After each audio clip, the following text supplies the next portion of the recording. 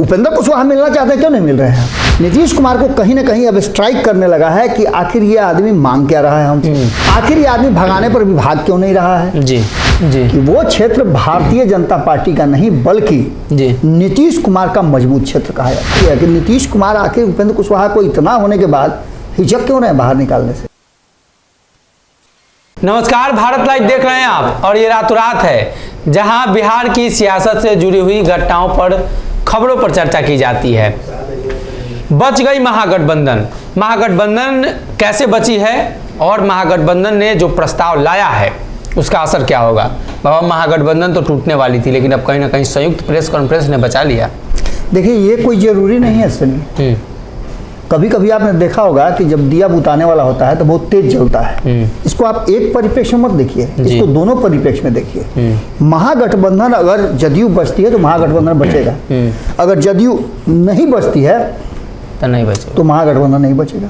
क्योंकि तब इतना ज़्यादा आंकड़ा हो जाएगा तेजस्वी यादव के पास कि वो मुख्यमंत्री बन जाएंगे। लेकिन तेजस्वी यादव मुख्यमंत्री बन जाए ये नीतीश कुमार तो नहीं चाहते हैं जी, क्योंकि नीतीश कुमार के रहते हुए कोई बिहार का मुख्यमंत्री बन जाए, ये विवाद काफी गहरा हो गया है। आपने देखा होगा कि महागठबंधन ने, आपका इशारा है कि महागठबंधन की एक संयुक्त बैठक हुई, रैली करने की बात है। महागठबंधन की संयुक्त बैठक हुई और उस बैठक में उन्हीं क्षेत्रों को क्यों चुना गया जिस क्षेत्र में भारतीय जनता पार्टी अपना डेरा पहले से डाले हुए है। जी, आपने देखा कि सीमांचल के क्षेत्र में जाकर के किस तरह से अमित शाह अपना वहाँ वर्चस्व बनाने की कोशिश कर रहे थे। और वो क्षेत्र आप समझिएगा कि वो क्षेत्र भारतीय जनता पार्टी का नहीं बल्कि नीतीश कुमार का मजबूत क्षेत्र कहा जाता है। जी, महागठबंधन का मजबूत क्षेत्र कहा जाता है और वहां तैयारी भारतीय जनता पार्टी ने शुरू कर दिया है। महागठबंधन के साथियों को ऐसा लगता है कि अगर हम उसको नहीं पकड़ के रखते हैं तो कहीं ना कहीं बिखर जाएगा और 2019 कहीं दोहराया ना जा सके। आपको इसमें एक तथ्य हम आपको बता देते हैं। आज तो सब एक जगह बैठे थे जी। क्या राहुल गांधी भारतीय जनता पार्टी के लिए फील्डिंग कर रहे थे कि वो महागठबंधन के लिए फील्डिंग कर रहे थे? जी। फिर राहुल गांधी के पदयात्रा में क्यों नहीं गया कोई भी पक्ष? ये सवाल उठता है ना। आज आप बैठ रहे हैं तब तो खास करके इसके पीछे का कारण है कि जो बीच में तलखियां आपने देखी होगी कि राष्ट्रीय जनता दल के नेता कुछ बोल रहे हैं तो जदयू के लोग किताब कॉपी लेकर बैठ जा रहे हैं कि देखिए खोल के देखिए, ये पन्ना खोल के देखिए, ये पन्ना खोल के देखिए। आप समझ रहे हैं। दूसरा सबसे महत्वपूर्ण बात कि महागठबंधन को एकजुट होने के लिए जो लगातार चर्चाएं चल रही हैं, उन चर्चाओं में कहीं ना कहीं उपेंद्र कुशवाहा को भी महागठबंधन के साथियों को और खास करके जो महागठबंधन के को प्यार करने वाले लोग हैं, महागठबंधन सम्मान करने वाले लोग हैं, महागठबंधन का समर्थन करने वाले लोग हैं, उन लोगों को उपेंद्र कुशवाहा को धन्यवाद देना चाहिए जी। कि न वो इस तरह का विवाद छेड़ते और न महागठबंधन की बैठक होती। इसमें एक बात और मैं जोड़ना चाहूँगा कि महागठबंधन की बैठक और कोऑर्डिनेशन कमेटी का अंतर क्या है जी। क्या कोऑर्डिनेशन कमेटी बनाने का इस महागठबंधन की बैठक में ऐलान हुआ? नहीं हुआ। इसका सीधा मतलब है कि महागठबंधन में आज भी डोमिनेट दो ही दल कर रहे हैं और बाकी के दलों को मजबूरी में आकर के वहां बैठना पड़ता है। और यही देखने को भी मिला कि जिस तरह से आपने देखा कि भाषण वहां हुआ तो दो बड़े दलों के नेता अगल बगल में बैठे हुए थे और भाषण उन्हीं दोनों का चल रहा था। दूसरी तरफ बढ़ते हैं तो कुशवाहा के साथ और कौन कौन और उपेंद्र कुशवाहा की घर वापसी, ये दोनों खबर अब एक दूसरे से जुड़ी हुई है। हमसे आप मजाक कर रहे हैं, पूरा खबर आप कीजिएगा जी और हमसे कहिए। लेकिन चलिए, आपकी खबर मैंने देखा है। आप जिस आधार पे ये बातें कह रहे हैं वो आधार आज से नहीं, भारत लाइव पिछले लगभग 15 दिनों से ये चर्चा कर रहा है कि अचानक से नीतीश कुमार को जो लोग घेर करके रखे हुए हैं और नीतीश कुमार से जैसे ही हिस्सा मांगा उपेंद्र कुशवाहा ने, नीतीश कुमार को कहीं ना कहीं अब स्ट्राइक करने लगा है कि आखिर ये आदमी मांग क्या रहा है हमसे, आखिर ये आदमी भगाने पर भी भाग क्यों नहीं रहा है जी। इसके साथ साथ एक खबर और हमने चलाया था। इसके साथ अब एक और चीज़ देखिए कि नीतीश कुमार आखिर उपेंद्र कुशवाहा को इतना होने के बाद हिचक क्यों रहे बाहर निकालने से जी। सिर्फ यही ना होगा कि उनकी सदस्यता बनी रहेगी विधान परिषद की, लेकिन बाकी अपना पिंड तो छुड़ा देंगे जी। आपको छिपकली वाली बात हम बार बार कहते हैं कि छिपकली पूंछ कटवा करके अपने आप को पूरा बचा लेती है। तो नीतीश कुमार इंतजार किस चीज का कर रहे हैं? अगर उनको लगता है कि उपेंद्र कुशवाहा सरासर गलत हैं, इनको नहीं रखना चाहिए, इनके चलते पार्टी डैमेज हो रही है, तो निकाल क्यों नहीं देते हैं? मेरी जो जानकारी है और जो कल आप इंटरव्यू किए उसमें से जो मैंने बात निकाला है और जो और लोगों से मेरी बातचीत हुई है जी ऑफ द रिकॉर्ड, उसके आधार पर नीतीश कुमार एक बार फिर से अपना मन बदल रहे हैं।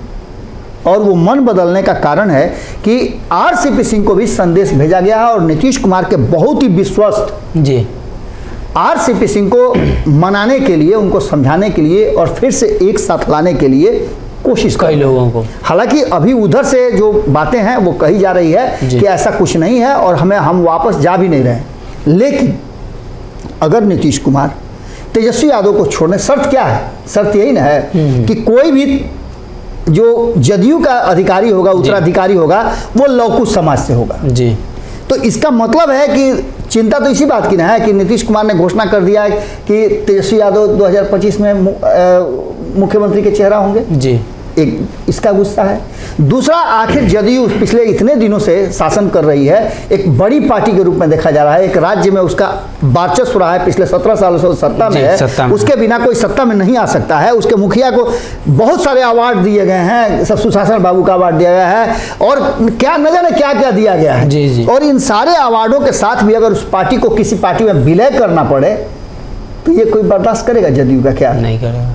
तो निश्चित रूप से कहीं ना कहीं उपेंद्र कुशवाहा जो बात कह रहे हैं वो बात सही है और नीतीश कुमार को भी लगने लगा। देखिए, नीतीश कुमार का हिचकना, उनकी टीम का लिमिटेड हो जाना और अशोक चौधरी से लेकर के जो लोग बयानबाजी कर रहे हैं उन लोगों पर लगातार हमला होना इस बात की तरफ इशारा कर रहा है कि कहीं ना कहीं नीतीश कुमार और उपेंद्र कुशवाहा के साथ साथ जितने भी लोग हैं, चाहे वो आरसीपी सिंह हो, चाहे प्रशांत किशोर हो, ये सारे लोग, प्रशांत किशोर को तो लाने का कोशिश किया था जी जी, वो तो सार्वजनिक मंच पर ना है कि नीतीश कुमार ने खुद प्रशांत किशोर को बुलाया था और कहते तो यही है कि वो कि प्रशांत किशोर ने फोन किया कि हम मिलना चाहते हैं।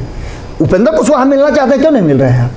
उपेंद्र कुशवाहा ने तो ऑन रिकॉर्ड नीतीश कुमार जिसे चाहते हैं उसी से मिलते हैं। तो अब जो स्थिति है और जो चीजें हमारे सामने आ रही हैं कि एक प्रयास, बहुत सारे ऐसे नेता हैं जो चाहते हैं कि नीतीश कुमार के संरक्षण में ही ये जदयू चलती रहे, टूट फूट नहीं हो। एक जो रेपो बना हुआ है, एक जो भय बना हुआ है अलग अलग राजनीतिक दलों में कि जदयू एक बड़ी पार्टी है, नीतीश कुमार एक बड़े नेता हैं, उनका ऑरा जो बना हुआ है वो बरकरार रहे और ये तभी बरकरार रहेगा जब पार्टी में किसी तरह का टूट नहीं होगा। भले ही आप ये बात कह सकते हैं कि आरसीपी सिंह पार्टी से बाहर गए तो क्या उखाड़ लिए नीतीश कुमार का, तो उखाड़ तो लिए, ये अब समझ में नहीं आ रहा है। लेकिन 2024 के चुनाव में नीतीश कुमार जो अपने 14% वोट को लेकर के, जो उनका लौकुश वोट है और उसके साथ साथ जो पिछड़ों अति पिछड़ों का जो वोट उनके साथ जुड़ा हुआ रहता है, क्योंकि अति पिछड़े लोग जो हैं वो कहीं ना कहीं लालू प्रसाद से अलग अपना एक आधार खोजते हैं और वो आधार कहीं ना कहीं नीतीश कुमार देते हैं।